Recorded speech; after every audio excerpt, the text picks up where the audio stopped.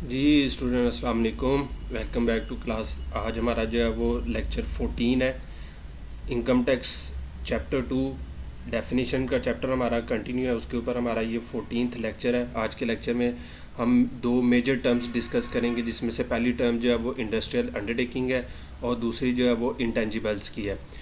दोनों को जो है वो हम इनकम टैक्स की रोशनी में देखेंगे कि इनकम टैक्स ऑर्डिनेंस 2001 दोनों को कैसे डिफ़ाइन करता है, दोनों के सेक्शंस कौन से हैं, इनकम टैक्स के अंदर इन दोनों का जो है वो मीनिंग क्या है। इंटेंजिबल हो सकता है आप लोगों ने जो है वो फाइनेंशियल अकाउंटिंग बीकॉम पार्ट 1 में इसको जो है वो थोड़ा सा पढ़ा होगा, वहाँ पर जो है वो इसको कैसे डिफ़ाइन किया गया वो भी देखेंगे, और इनकम टैक्स इसको कैसे डिफ़ाइन करता है वो भी हम यहाँ पर जो है वो स्टडी करेंगे। तो आज का हमारा ये जो टॉपिक है ये दोनों इंपॉर्टेंट डेफिनेशन के ऊपर है। इसके साथ साथ जो है वो दो छोटी सी डेफिनेशंस भी हैं जो मैंने जो है वो साथ रखी हैं, उसको भी हम गो थ्रू करते चलेंगे। लेकिन मेजर हमारा जो मेन जो हमारा टॉपिक्स हैं वो ये दोनों है। और मैं आपको बताता चलूँ ये दोनों टॉपिक्स में जो है वो अक्सर पेपर में भी आए हुए हैं, तो इसलिए ये इंपॉर्टेंट टॉपिक्स हैं, इनको तवज्जो से समझिएगा। अगर आपका कोई क्वेश्चन हुआ तो वो इंशाल्लाह जो है वो मैं आपसे जो है वो लाजमी जो है वो आपको क्लियर करूँगा। आप मुझे कमेंट सेक्शन में पूछ सकते हैं, इसके अलावा आप मुझे ईमेल भी कर सकते हैं। तो चलते हैं अपने लेक्चर को शुरू करते हैं। लेक्चर को शुरू करने से पहले छोटी सी गुजारिश कि जो लोग भी पहली दफ़ा मेरे चैनल पे आ रहे हैं वो इस चैनल को जो है वो लाजमी से सब्सक्राइब कर दें और बेल आइकन को प्रेस कर दें, ताकि आने वाले इस तरह के तमाम लेक्चर्स आपको बाकायदगी से मिलते रहें। और अगर ये आपके जो है वो यूज़ का नहीं है तो काइंडली उन लोगों को लाजमी बताएं जो कॉमर्स एजुकेशन हासिल कर रहे हैं, आई कॉम कर रहे हैं, बी कॉम कर रहे हैं, MBA कर रहे हैं, M कॉम कर रहे हैं, या किसी भी जो है वो प्रोफेशनल एजुकेशन को जो है वो हासिल कर रहे हैं, तो उनके लिए भी ये जो है वो हेल्पफुल है। मेरे पास जो है वो उन इस चैनल के ऊपर उन तमाम लोगों के लिए जो वीडियोस मौजूद हैं, तो आप भी जो है वो इसको जो है वो सब्सक्राइब करें और आगे भी शेयर करें। तो चलते हैं जी, हम अपने लेक्चर को शुरू करते हैं। आज के जो लेक्चर है उसके अंदर जो मेन हमारी जो फर्स्ट टर्म है वो है industrial undertaking. Section 2 sub section 29C के अंदर जो है वो इसको डिफ़ाइन किया गया। वो ये कहते हैं कि इंडस्ट्रियल अंडरटेकिंग मीन्स कि कोई भी ऐसी ऑर्गेनाइजेशन इंडस्ट्रियल अंडरटेकिंग कहलाएगी अगर वो ये A और B जो है वो कंडीशंस को पूरा कर दें। ए को आगे जो है वो फर्दर भी डिफ़ाइन किया गया है, जबकि बी के अंदर जो है वो सिंपल सी बात है, उसने जो है वो ए की बात की और उसी को जो है उसने जो है वो कहा है, और उसको फर्दर जो है वो एलुबरेट करने की ज़रूरत नहीं। हाँ, ए को उसने मज़ीद एलुबरेट किया, उसको हम जो है वो डिस्कस करते हैं कि ए के अंदर उसने क्या बात की। तो मेजर जो है वो इसकी दो कंडीशन है, ए और बी। कोई भी ऑर्गेनाइजेशन जो इन दो कंडीशन को पूरे करेगी वो आपकी जो है इंडस्ट्रियल अंडरटेकिंग कहलाएगी। तो एक कंडीशन ये है कि any undertaking which is setup in Pakistan. ठीक है जी, कोई भी ऐसी ऑर्गेनाइजेशन, कोई भी इंडस्ट्री जिसका कंप्लीट सेटअप पाकिस्तान के अंदर है, तो वो आपकी जो है वो इंडस्ट्रियल अंडरटेकिंग कहलाएगी अगर। ठीक है जी, पहली बात ये कि N undertaking which is setup in Pakistan and which employees. पहली कंडीशन ये कि सेटअप इन पाकिस्तान में है, और दूसरी बात इसमें जो है उसने की कि एड एम्प्लॉयज़। एम्प्लॉयज़ का मतलब कि वो बंदे हायर करती है, एम्प्लॉयज़ को हायर करती है। ठीक है, तो ऐसी ऑर्गेनाइजेशन जिसका सेटअप पाकिस्तान में और पाकिस्तान के अंदर उसने एम्प्लॉयज़ को हायर किया इन दो कंडीशंस के ऊपर, 1 और 2। 1 की पहले बात करते हैं। 1 में वो कहता है कि 10 or more persons in Pakistan and involves the use of electric energy or any other form of energy which is mechanically transmitted and is not generated by human or animal energy। वो ये कहता है कि कोई भी ऐसी ऑर्गेनाइजेशन जो कि पाकिस्तान के अंदर सेटअप जो है वो जिसका मौजूद है और उसके अंदर 10 या उससे ज़्यादा जो है वो अफराद जो है वो मिलकर काम कर रहे हैं, और वो किसी न किसी किस्म की मैकेनिकल एनर्जी को यूज़ कर रहे हैं। मैकेनिकल एनर्जी से मुराद ये है कि इलेक्ट्रिसिटी को यूज़ कर रहे हैं। इलेक्ट्रिसिटी जो है वो किसी भी फॉर्म से उनको जो है वो मिल रही है। ठीक है, वो फॉर्म जो है वो कुछ भी हो सकता है, मतलब वो जो है वो सोलर सिस्टम को यूज़ कर रहे हैं, वो कोयल को यूज़ कर रहे हैं, वो विंड को यूज़ कर रहे हैं, तो किसी ना किसी किस्म की मैकेनिकल एनर्जी को यूटिलाइज़ करें, ह्यूमन एनर्जी को नहीं। मतलब ह्यूमन एनर्जी से मुराद ये कि जो है वो जैसे जो है वो कंस्ट्रक्शन इंडस्ट्री की मिसाल ले लें तो वहाँ पे ह्यूमन एनर्जी जो है वो यूटिलाइज मेजर हो रही होती है, उसकी बात नहीं कर रहा। वो ये कह रहा है कि जो है वो ऐसी ऑर्गेनाइजेशन जहाँ पर मैकेनिकल एनर्जी जो है वो आप इलेक्ट्रिकली जो है वो मशीनरी के ऊपर काम कर रहे हैं। अब मशीनों के ऊपर जो काम कर रहे हैं, आल्दो कि वो लेबर काम कर रही है, लेकिन वो जो है वो लेबर जो है वो अपनी इंडस्ट्री जो है वो एनर्जी को यूटिलाइज़ नहीं कर रही, वो तो अपनी स्किल्स को यूटिलाइज़ करके उन जो है वो मशीनरी को यूटिलाइज़ करिए। तो कोई भी ऐसी ऑर्गेनाइजेशन जिसके अंदर 10 या 10 से ज़्यादा अफराद होंगे और वो ऐसी जगह पे काम कर रहे हैं जहाँ पर किसी ना किसी किस्म की मैकेनिकल या इलेक्ट्रिकल एनर्जी को यूटिलाइज़ किया जा रहा है, तो उसकी मदद से जो है वो अपने डेली वर्क को जब परफॉर्म कर रहे हैं, तो वो इंडस्ट्री, वो ऑर्गेनाइजेशन इंडस्ट्रियल अंडरटेकिंग कहलाएगी। क्लियर होगी बात ये। सेकंड कंडीशन ये कि अगर वो जो है वो मैकेनिकल जो है वो एनर्जी को यूटिलाइज नहीं करते तो फिर उस सूरत में वो कहता है कि 20 or more person in Pakistan and does not involve the use of electrical energy or any other form of energy which is mechanically transmitted and is not generated by human or animal energy and which is engaged. वो ये कहता है कि कोई भी ऐसी organisation अगर वो जो है वो किसी किस्म की जो है वो इलेक्ट्रिकल एनर्जी या मैकेनिकल एनर्जी को यूटिलाइज़ नहीं कर रहे तो उस सूरत में उनके अंदर कम अज़ कम 20 या 20 से ज़्यादा अफराद होने चाहिए, 20 या 20 से ज़्यादा अफराद होने चाहिए। और वो ऑर्गेनाइजेशन इन 4 में से किसी भी काम में जो है वो इन्वॉल्व होगी तो वो आपकी जो है वो इंडस्ट्रियल अंडरटेकिंग कहलाएगी। अब वो 4 काम कौन कौन से जिसके अंदर वो इन्वॉल्व हो सकती है? पहला कि वो मैन्युफैक्चरिंग ऑफ गुड्स, ठीक है, मतलब किसी भी किस्म के रॉ मटेरियल को, द मैन्युफैक्चरिंग ऑफ गुड्स और रॉ मटेरियल और द सब्जेक्शन ऑफ गुड्स और materials to any process which is substantially changes their original condition. कि कोई भी ऐसी ऑर्गेनाइजेशन जहाँ पर जो है वो लोग मैन्युफैक्चरिंग प्रोसेस के अंदर इन्वॉल्व के किसी किस्म के रॉ मटेरियल को यूटिलाइज़ करके जो है वो उसको किसी जो है वो और शेप में कन्वर्ट करते हैं। अच्छा, यहाँ पर मुराद जो है वो कुछ भी हो सकता है, मसलन कि बाज़ कंपनीज ऐसी होती हैं जो कि जो है वो कंज्यूमर गुड्स बनाती हैं। मसलन जो है वो बाटा कंपनी है, वो लेदर बाय करते हैं और लेदर को बाय करके जो है वो उससे शूज़ बनाते हैं। तो इसका मतलब वो जो शूज़ बना रहे हैं तो वो शूज़ जो है वो कस्टमर की जो है वो यूटिलाइज़ की चीज़ें वो आगे जो है वो किसी और चीज़ में कन्वर्ट नहीं होनी। अच्छा, लेदर उन्होंने ज़ाहिर सी बात है कहीं से ख़रीदा होगा, लेदर जो है वो जहाँ से ख़रीदा है तो उन्होंने जो है वो उसको ये जो है वो प्रोड्यूस किया है। कैसे प्रोड्यूस किया? वहाँ पे भी तो मैन्युफैक्चरिंग हुई है, ठीक है। अब वो जो कंपनी है वो बेसिकली जो है वो चीज़ें बना रही है जो कि आगे सब्सटेंशियली भी यूटिलाइज़ होना है, ठीक है। तो लेदर कंपनी जो लेदर बनाती हैं, ठीक है, तो वो जो है वो बेसिकली क्या है कि वो भी जो मैन्युफैक्चरिंग में इन्वॉल्व है, लेकिन उनकी जो प्रोडक्ट है वो आगे मज़ीद यूटिलाइज़ होनी है, ठीक है। तो इस तरह की जो है वो कंपनी या ऐसी कंपनी जो कि फ़िनिश प्रोडक्ट तैयार करती हैं जो कि एंड कंज्यूमर ने यूटिलाइज़ करनी है, तो कोई भी कंपनी हो सकती है, लेकिन वो क्या होनी चाहिए? मैन्युफैक्चरिंग प्रोसेस से जो है वो लिंक होनी चाहिए, तो वो आपकी इंडस्ट्रियल अंडरटेकिंग कहलाएगी, नंबर 1।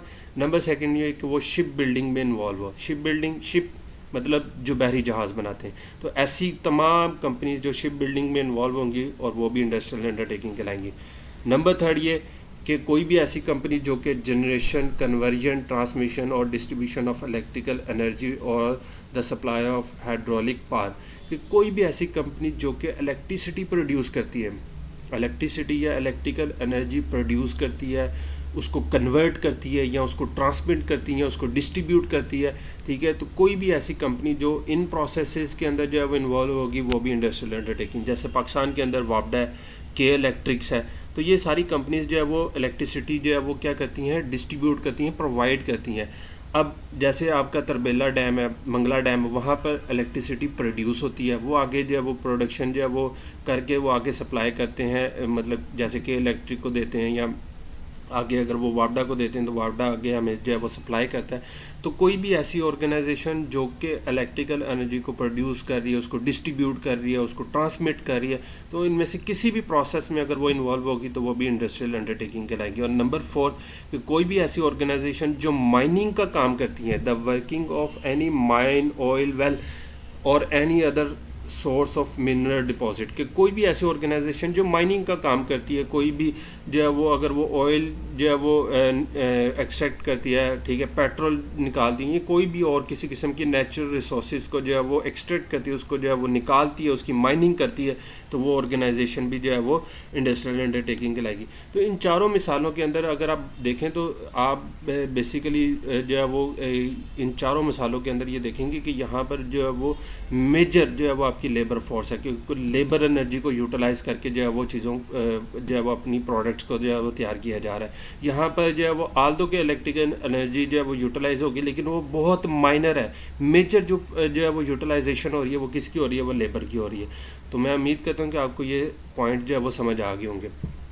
और बी कंडीशन उसने क्या कि any other industrial undertaking which the board may by notification in the official gazette specify, तो कोई भी ऐसी ऑर्गेनाइजेशन, ऐसी कंपनी जिसको बोर्ड अपनी ऑफिशियल गजट के अंदर स्पेसिफाई कर देता है कि जी ये इंडस्ट्रियल अंडरटेकिंग है, तो उसको भी आप इंडस्ट्रियल अंडरटेकिंग ही काउंट करेंगे।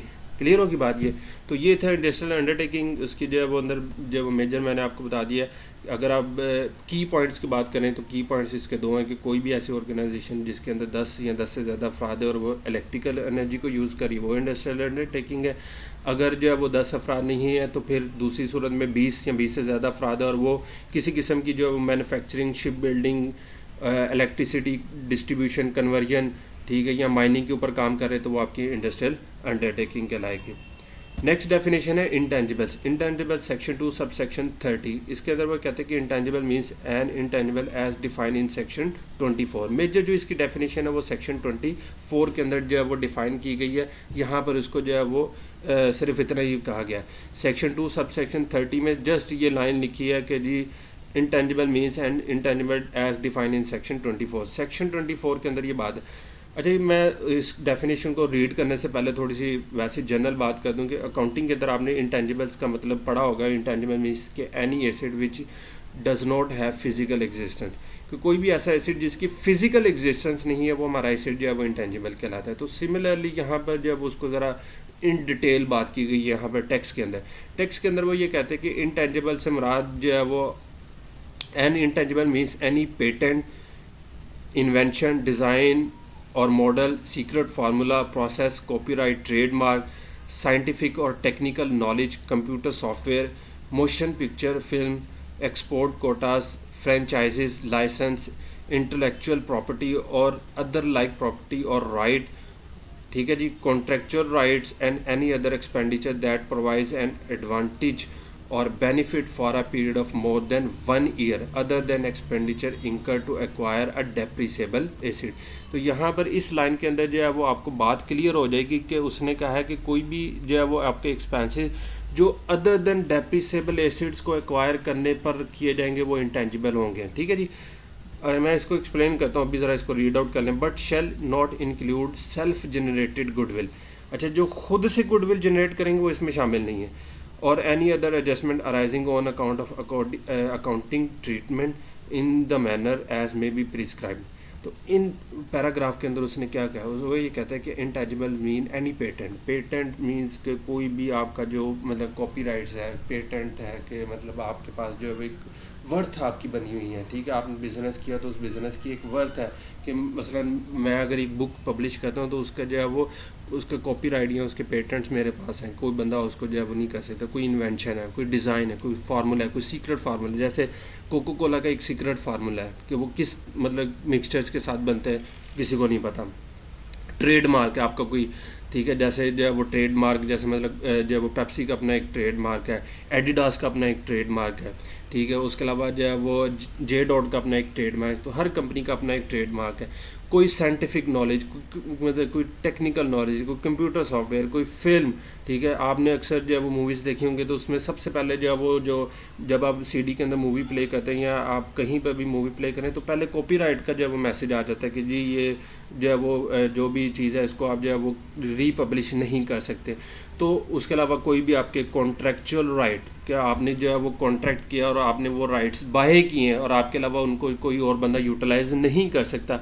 तो इस तरह की तमाम वो चीज़ें जो है वो आपकी जो है वो इंटेंजिबल्स कहलाती हैं। तो intangibles means patent, copyright, trademark, secret formula, computer knowledge, computer software, technical knowledge, scientific knowledge, ठीक है, फिल्म, इस तरह की चीज़ें जिनकी फ़िज़िकल एग्जिस्टेंस नहीं है, जो जस्ट फील की जा सकती हैं, जिसको जस्ट बताया जा सकता है।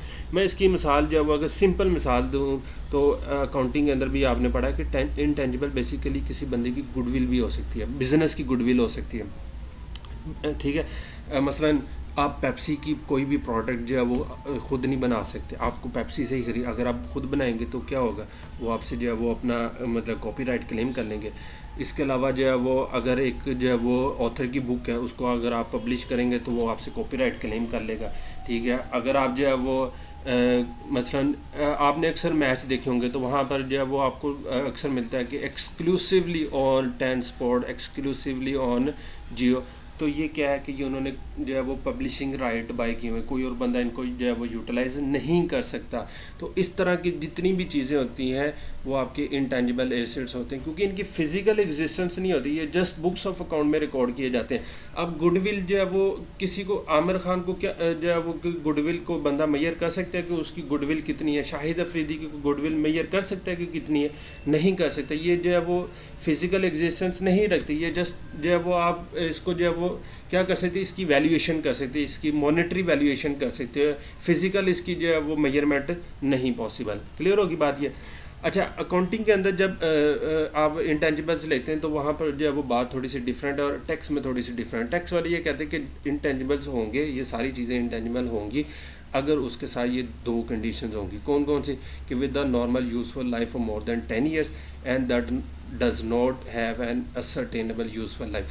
कि अगर कोई भी ऐसी चीज़ जो आपकी इंटेंजिबल है, इंटेंजिबल के अंदर वो ये कहते हैं कि इसकी कम से कम जो यूज़फुल लाइफ है वो 10 ईयर या इससे ज़्यादा होनी चाहिए। और दूसरी बात ये कि इसकी जो असर्टेनेबल लाइफ है वो जो है वो आपको पता नहीं होनी चाहिए, मतलब कि ये नहीं पता होना चाहिए कि मतलब ये इतने दिन चलेगी, 1 साल चलेगी, 2 साल चलेगी, 3 साल। अब किसी को क्या पता कि गुडविल जो है वो 2 साल के लिए है, गुडविल 3 साल के लिए नहीं।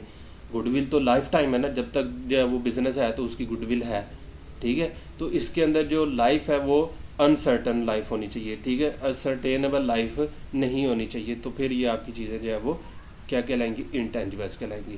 तो आई होप कि आपको ये डेफिनेशन क्लियर होगी। अगर आपका स्टिल कोई क्वेश्चन हुआ तो काइंडली मुझे ज़रूर पूछेगा।